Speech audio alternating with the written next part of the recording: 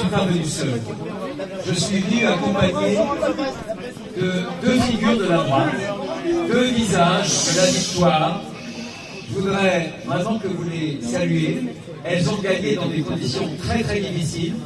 L'une a gagné contre l'extrême gauche à Villefranche-sur-Georges, voilà, et l'autre a gagné dans la 9e circonscription à Boulogne, dans les Hauts-de-Seine. L'une, vous connaissez son nom, c'est Christelle. Et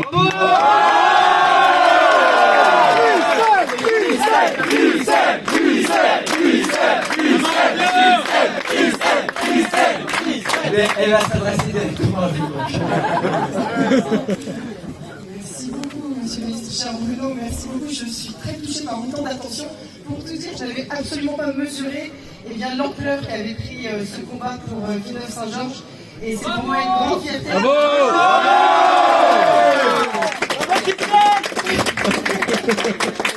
C'est pour moi une très grande fierté qu'on parle enfin de Villeneuve-Saint-Georges, j'en viens, parce qu'effectivement, à Villeneuve-Saint-Georges, qui est historiquement une ville, un territoire connu comme étant un territoire de gauche, parce qu'un territoire populaire, un territoire sur lequel effectivement on ne glisse pas et qu'on ne regarde pas.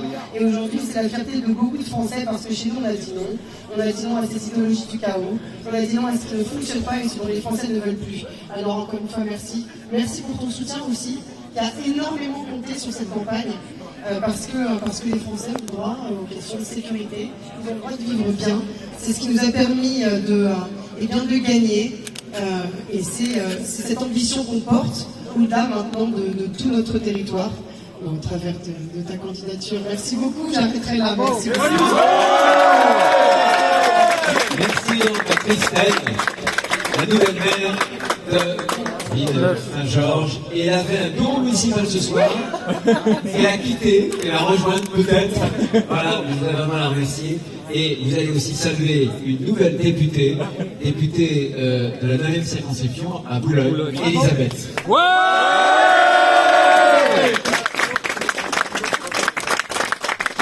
Bonsoir, Bruno nous a demandé d'un petit café de jeunes. Merci Bruno. Très heureuse d'être là ce soir. Bruno est venu soutenir ma campagne à Boulogne-Billancourt avec vraiment beaucoup de gentillesse, il a donné du temps et il s'est engagé fortement pour soutenir ma campagne avec celle de Pierre-Christophe Baguet, le maire de Boulogne-Billancourt qui était mon suppléant. La campagne de Boulogne, c'est pas la même qu'à Villeneuve-Saint-Georges, c'est pas la même population. Nous, on a eu 10 ans de Thierry Solaire avant son élection, ça a été très difficile pour notre commune. Et après 12 ans de macronisme, la droite revient à Boulogne-Billancourt. C'est une vraie joie pour moi de voir que l'enracinement d'une élue locale, l'enracinement d'un maire qui connaît ses habitants, qui sait ce qu'ils attendent, qui sait ce dont ils ont besoin, qui travaille d'arrache-pied pour eux matin, midi et soir, et cet enracinement a porté du fruit que la droite a pu revenir lors de cette élection du 9 février dernier. Je crois qu'avec Bruno, c'est le projet aussi d'enraciner la politique de droite pour notre pays. Bruno nous donne aujourd'hui une espérance d'une droite qui revient en force. Je suis très heureuse de l'accompagner ce soir. Bravo!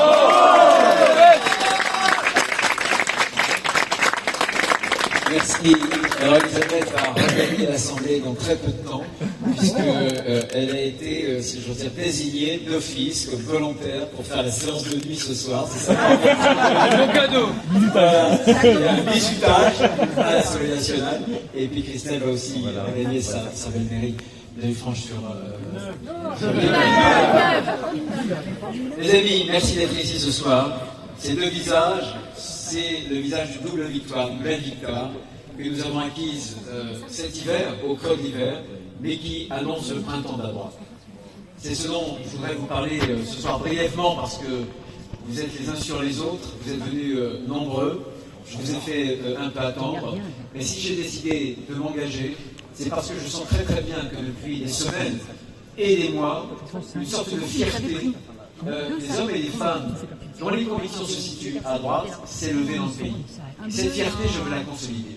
Cette fierté, je pense qu'elle annonce d'autres lendemains pour la droite française, pour que nous puissions porter nos convictions au plus haut. Et pour les porter au plus haut, il faut absolument consolider ces espoirs, ces espérances, à travers un grand parti, un parti de droite qui portera justement nos convictions, Et il y a quelques instants, j'ai eu l'honneur d'avoir été, si j'ose dire, désigné comme l'homme politique de l'année à l'Assemblée nationale. Bravo.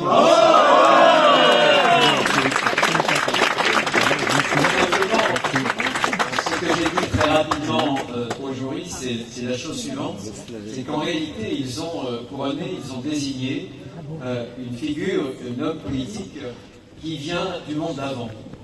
Du monde d'avant, c'est-à-dire avec un rapport au temps long, avec un rapport aux hommes et aux femmes, c'est-à-dire aux autres, et j'y tiens beaucoup, parce que je pense que les grandes réussites politiques s'inscrivent dans des enracinements. Je crois que c'était Elisabeth qui nous l'a donné cette phrase il y a quelques instants. Je pense que le temps long, c'est le temps des longues maturations politiques, celles qui sont vieillies dans des fûts de chêne de l'expérience, justement au contact de nos compatriotes, souvent avec le compagnonnage du réel, de la réalité, à laquelle on se frotte pour polir, pour affermir ses idéaux, mais aussi avec cet apprentissage que j'ai connu du terrain. Et je crois à une vérité profonde qui vaut pour les hommes et les femmes politiques, comme aussi pour tous les peuples. Il y a une relation de proportionnalité, je crois, entre l'enracinement et l'horizon et la capacité de projection. Je pense que plus on est enraciné, plus on a la capacité à se projeter vers l'avenir, plus on a des racines profondes, plus les horizons qui s'offrent à vous sont vastes. C'est vraiment ma conviction. J'ai aussi parlé d'un enracinement intellectuel avec une maturation du temps long qui s'est frotté à des auteurs français ou non, mais qui nous permettent justement d'affiner des convictions, ces convictions auxquelles je tiens tant. J'en ai jamais changé. Je pense que le temps long permet aussi, comme un tamis, de distinguer entre celles et ceux qui ne varient pas, entre celles et ceux, justement, qui tiennent leurs convictions. J'ai toujours pensé que l'honneur de la politique, c'était des convictions.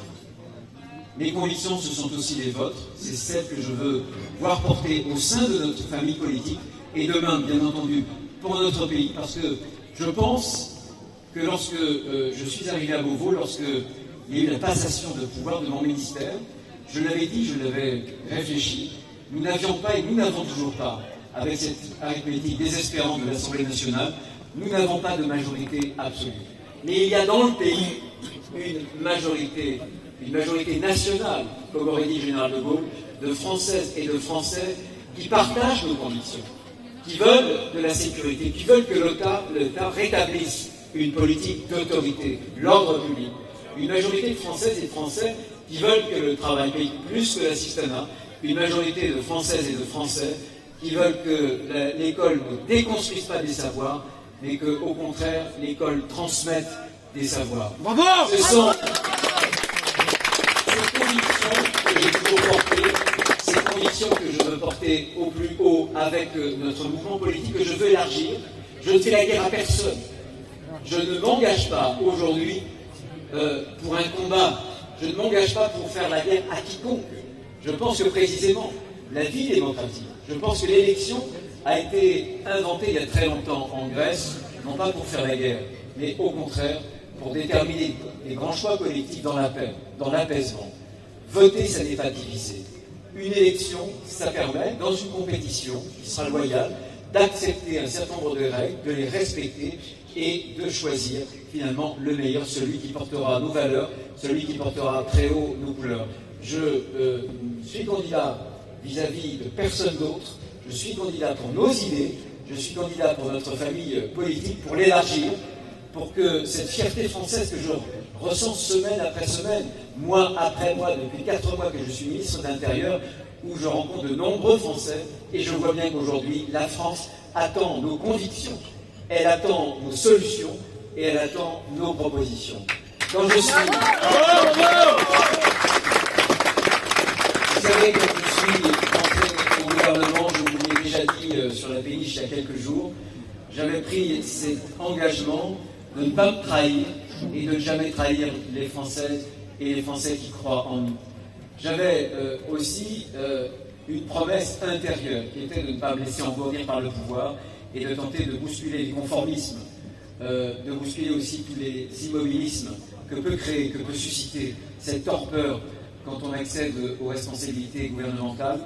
J'ai voulu toujours, et je souhaite, parler vrai, et je souhaite agir vite. Parler vrai, parce que c'est la liberté.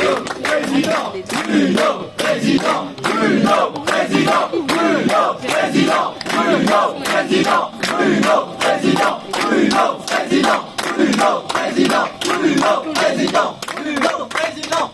Parler vrai parce que c'est ma liberté.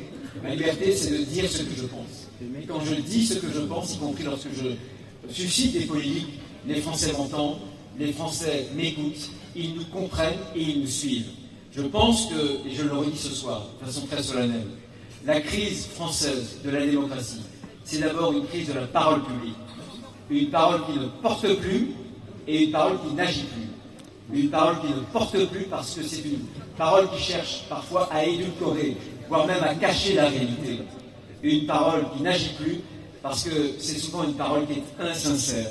Et moi, ce que je pense, et ce que je ressens profondément, c'est lorsque vous avez cet alignement entre les convictions intérieures, les mots qui sortent de vos lèvres et en même temps les actes que vous produisez, alors cette parole, elle convainc, alors cette parole, c'est d'abord un début d'action. Voilà comment je veux continuer à parler vrai, à porter cette parole de vérité qu'attendent nos compatriotes, pas seulement de droite, aussi de gauche, parce que je constate de plus en plus que les propositions d'autorité, de fermeté que j'ai pu faire dans toutes les études d'opinion, en réalité, c'est plus de 70% des Français qui y souscrivent, et c'est désormais une majorité de ce peuple, comme l'on dit, de gauche, qui aussi appuie ces propositions de fermeté. Et cela, c'est rassurant.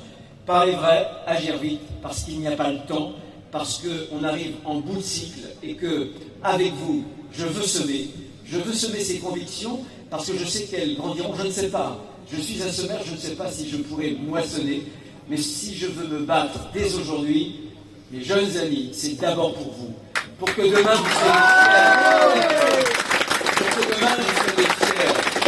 Fiers de nos convictions, fiers de notre pays. Vous êtes des patriotes comme moi. Vous êtes le cœur ardent de la droite française. Vous êtes le cœur battant de notre famille politique. Alors vraiment, ce que je vous dis, ce que je vous demande ce soir, c'est de continuer à vous battre. Battez-vous à mes côtés, à nos côtés, avec Othman, j'espère qu'il est ici, je vais lui donner dans quelques instants la parole. Othman Nassour, mon directeur de campagne, alors oui, continuez à être le cœur battant de la droite, continuez à être le cœur ardent, mais aussi de la droite française. Cette ardeur, conservez-la, cultivez-la, et puis ce courage, cette vérité, vous aussi soutenez-les, portez très haut nos valeurs, portez très haut nos couleurs. Merci. Aujourd'hui, nous commençons un chemin. Ce chemin nous amènera à la victoire. Tous ensemble, nous allons élargir notre famille politique pour que demain nous puissions relever les défis de la France. C'est la France qui bat dans nos cœurs. C'est pour la France que nous voulons nous battre aujourd'hui et demain. Merci les amis. Président, Bruno, président, Bruno, président, Bruno, président, Bruno, président, Bruno, président. Othman est un homme très cultivateur.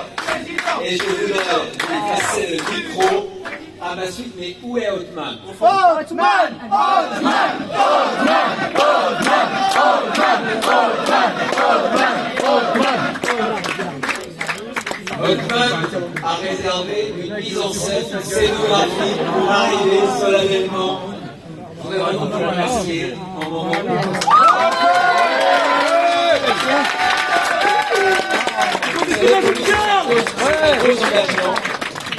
Et pour moi, qui veux me consacrer totalement à mon ministère, c'est pour moi précieux d'avoir un homme de confiance, un homme qui sait se battre et en qui j'ai totalement ma confiance. Et je lui délègue aujourd'hui mon micro et il va vous expliquer ce que nous attendons de vous.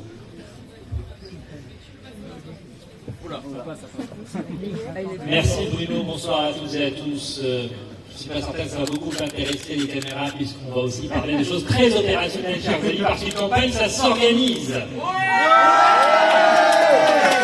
Et ce que je veux commencer par vous dire, c'est tout simplement que, évidemment, que c'est une campagne de rassemblement. Nous allons devoir aller chercher, parler à tous nos militants, ceux qui sont toujours là, ceux qui sont partis, ceux qui hésitent à revenir, ceux qui ont été déçus par le passé, et ceux qui, comme vous, n'ont jamais démérité et ont toujours répondu présent. Il va falloir qu'on les appelle, qu'on les fasse revenir, qu'on les fasse réadhérer, qu'on les fasse participer et qu'on leur montre qu'un chemin est possible, évidemment, pour reconstruire notre famille politique. Et nous avons pour cela un formidable candidat. Je le savais déjà, que Bruno sera un formidable président pour notre famille politique. Mais ce chemin-là, il faudra le faire avec vous, il faudra le faire dès demain. Nous avons besoin de votre engagement, de votre motivation. Nous aurons un lieu pour faire campagne, nous aurons des équipes dans chaque département. Et du fond du cœur, je veux simplement vous dire, avant toute chose et par avance, merci beaucoup pour votre engagement, merci pour ce que vous avez fait, merci d'être là ce soir, et merci pour ce que vous ferez à partir de demain. Merci du fond du cœur.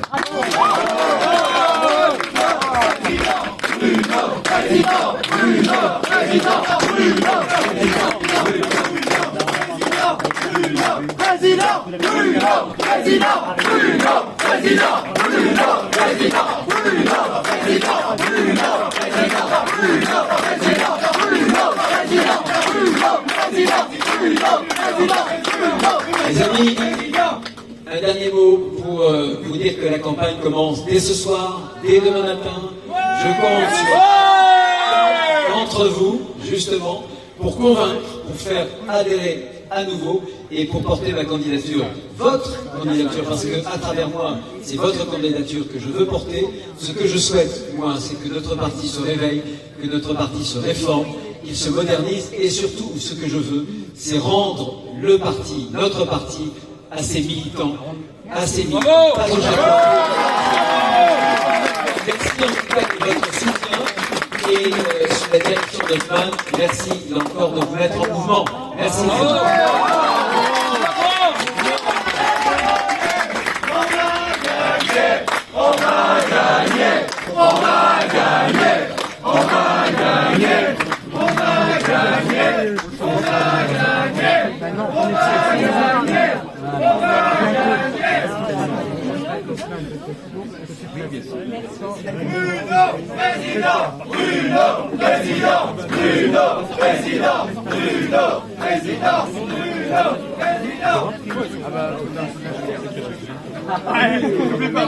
Il faut la discothèque.